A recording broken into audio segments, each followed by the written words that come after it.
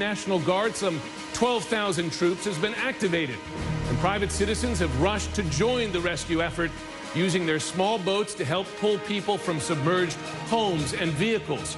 There have been at least 2,000 water rescues in just the past 2 days. Federal authorities expect the storm to drive at least 30,000 people to shelters. They predict more than 450,000 will seek some sort of disaster assistance. Dallas has now opened a mega shelter to take in many thousands more from the flood zone. And there is growing concern that Louisiana may be next to feel the brunt of this storm that simply won't quit.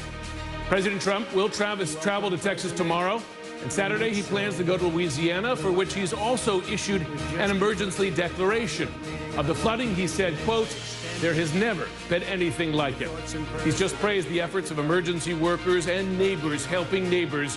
Says the federal government will be there for residents of both states. Our correspondents, specialists, and guests are standing by with full coverage of the day's top stories. Let's get straight, though, right in the middle of the disaster zone where tropical storm Harvey continues its assault. CNN's Polo Sandoval is in Richmond, Texas, just west of Houston.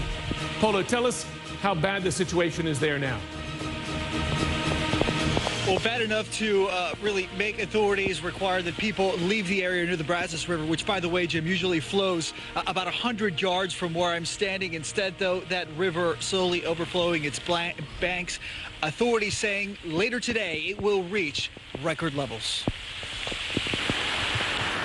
Guadalupe Gouveia is leaving his home and all of his possessions behind, carefully stacking items he hopes will be spared. Thousands of scenes like this are unfolding in and around Houston, America's fourth largest city. The entire Texas National Guard has been activated in response to the storm. First responders are struggling to contend with the sheer number of people in need of help. Citizens with their own boats are assisting with search and rescue efforts. We need the whole community, not only the federal government forces, but this is a whole community effort from all levels of government, and it's going to require the citizens getting involved. Described by the National Weather Service as catastrophic, nearly 7 million Texans now affected by Harvey. FEMA officials say they're preparing to be on the ground for the next couple of years. This is a landmark event. We have not seen an event like this. With 25 inches of rain on the ground and another 25 inches expected to fall, some rivers and waterways are still days away from cresting with what could add up to Houston's average annual rainfall coming in the span of a few days. Some 13 million people from Corpus Christi to New Orleans are under flood watches as Harvey's coastal bands repeatedly pummel coastal and inland areas. I see the water rise through my second floor. The water is so deep that we cannot swim. We can lose our life trying to get out. All the neighborhood is a trap inside their houses. Some people can come and rescue only 3 people. We say, well, we just want the children to get out because they're the more important. As Harvey turns and the waters rise, Texas officials are defending how they prepared for the monster storm.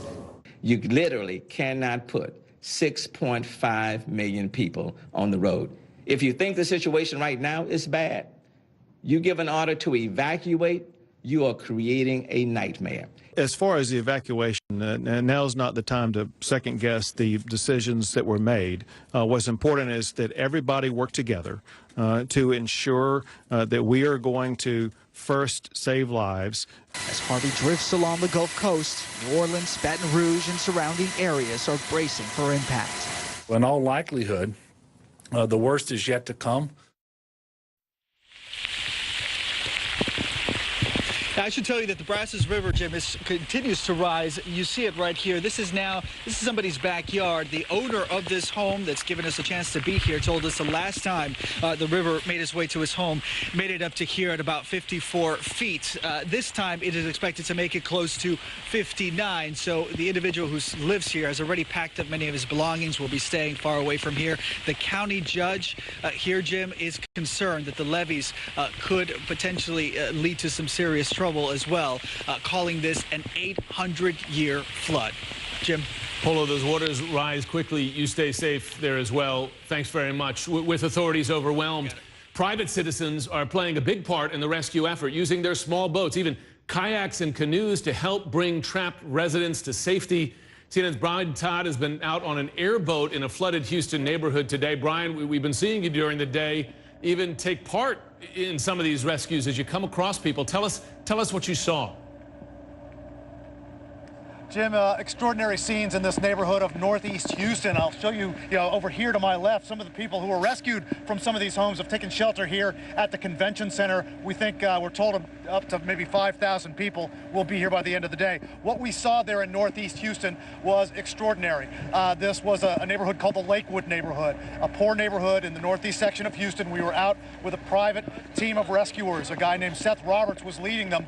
And it was him, one other guy who was a veteran, and a gentleman, a petroleum engineer who had an airboat, who were going out into these neighborhoods, pulling people out of their homes. We came across two families who were waiting on the hoods of their cars, and they had been waiting there overnight for anyone to come and rescue them.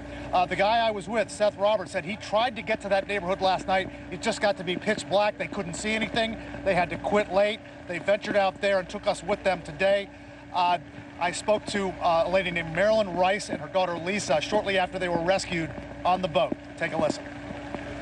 Everything started floating, and we picked up what we could to try to save it, but it didn't do no good because the water just took over everything. I knew God was going to send somebody for me because we've been praying too much. And the church is praying and people have been praying for us, so I know we was going to get out of here. What do you say to these gentlemen here? I thank God for these gentlemen. That scene is repeated. That scene is repeated all over that neighborhood this afternoon and this evening. Just dozens and dozens of private rescuers going out there in everything from the airboat that we were on to fishing boats to kayaks, and pulling people away from their homes, getting them to not dry ground, but of course higher ground, safer ground, not too far away from them.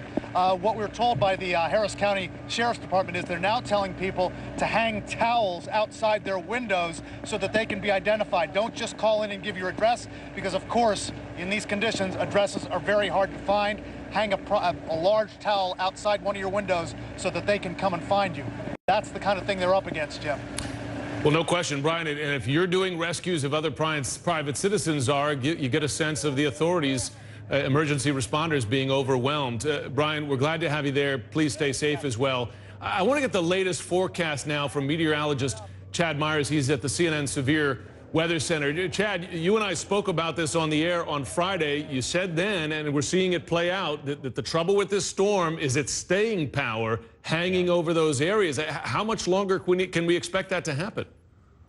Just not moving. This thing's going to move 2 miles an hour for the next 48 hours. So still just lingering around everywhere that you see white, all the way from east of Houston almost to Austin. 20 inches of rainfall or more has fallen in those areas, and more rain is coming. Now, Dayton, you're the high number so far, 30.72, and it's been raining since that measurement. I bet they're already over 40 inches on the ground. That is just east of Houston proper. Here's the latest radar. It is raining in Houston again. It is raining in Lake Charles. It is raining in Baton Rouge and also New Orleans. We're worried about New Orleans for tonight. We're also worried about New Orleans because the storm may linger at least another 48 hours. Here's the new model, brand new 5 o'clock advisory. The storm does get back into the Gulf of Mexico briefly and then turns and gets very, very close to Houston and then travels on up into Arkansas. The quicker it moves, the better. This is the overnight radar. This is what we're expecting the radar to look like tonight. Very heavy rainfall in Houston and also Lake Charles. Run this again. This is already midnight, and it's going to rain in New Orleans. There may be 8 inches of rain in New Orleans by morning. We know what happened with 12 inches in 12 hours in Houston. New Orleans, you are under the gun. Same thing I told people in Houston on Saturday. Wake up early, look outside, see what's going on, see what happened overnight in Houston proper, because there are many areas here in Louisiana, especially the southern parishes, that will pick up between 8 and 10 inches of rainfall in the overnight hours, Jim. Chad Myers, you've been watching it closely. Thanks very much for keeping track of it. We're going to come back to you. Joining me now is Democratic Congressman Al Green, whose district includes some of the hardest hit areas of Houston. Congressman Green, thank you for taking the time here. We know you got a lot on your plate down there.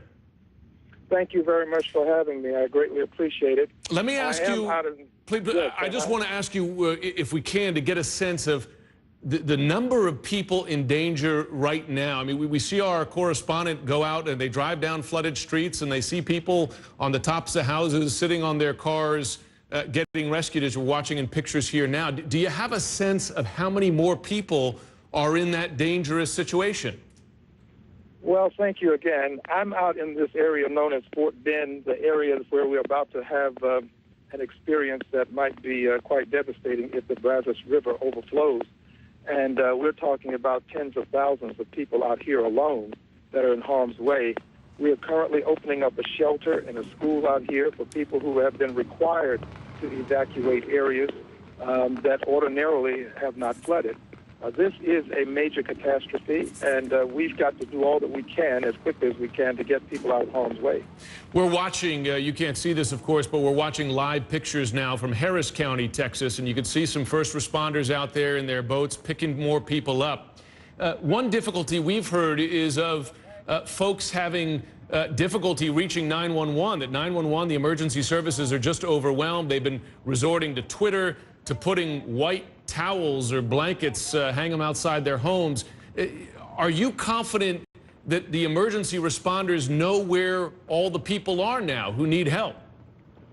No, I'm not confident that they know where they are. If they're asking people to hang towels out of their windows, that is an indication that they need more help in locating people. And yes, the 911 system has been overwhelmed. I recall the mayor indicating that we had about 7 to 8 times the number of calls we normally would get.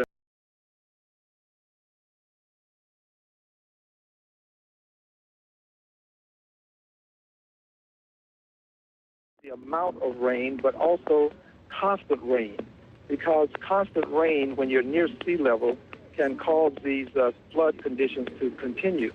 I'm hoping that we'll be able to get to people quickly. The National Guard has been beefed up. The governor had 3,000 initially. Now he has 5,000 in. We have our watercraft, our vehicles trying to get into people. But with all of that, we still just don't have enough. This is unbelievable, and it needs more attention than we can possibly give it immediately, it seems. My hope is that we can deliver, and I'm going to do all that I can to make sure that we get people to safety. We're watching live pictures here, another boat rescue of a family in a flooded home. Is there an estimate, Congressman Green, of the number of people still in need of rescue? Are we talking hundreds, thousands, tens of thousands? Do we know? I don't think we know, but I can just tell you that in one area alone where I am currently, we're looking at least 10,000 people. So when you measure this across 600 square miles and all of Houston is flooding, the number gets pretty big. We just don't know. But I do know this. We have to get them out. We have to get to them. We can't have people lingering on rooftops, people in attics. People have got to stay out of those attics unless you've got a way out with an axe. But we do want to make sure we get to people. It sounds like you need help. It sounds like you need help. Are you getting the help you need from other parts of the state, from the federal government? I know that even the U.S., the Coast Guard, the U.S. Navy have been offering resources. Are you getting the help you need? Well, this is one of those times when we cannot get too much help. We need as much as we can get from whatever sources, and we need to coordinate it, of course, but we can't get too much help, and I'm hoping that all of that help that is out there is on the way. Please, whatever can be done, I'm making the appeal myself. Those who can help other neighbors, help them. But in the final analysis, neighbors can help neighbors, but the federal government has to step up, step in, and take care of its people. This is why the federal government exists. We've got to do more to take care of our people. What specific help do you want from the federal government? Is it small boats? Is it the Navy? Well, I think that people who are stranded on rooftops, we ought to be able to get them out.